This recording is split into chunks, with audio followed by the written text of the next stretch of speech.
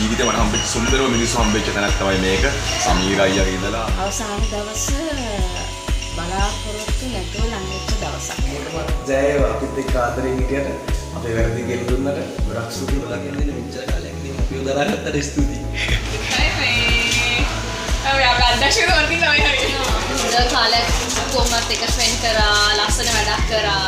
වැඩේ ඉතින් කරගෙන යනවා. තව තියෙනවා සීන් කීපයක් දුකයි.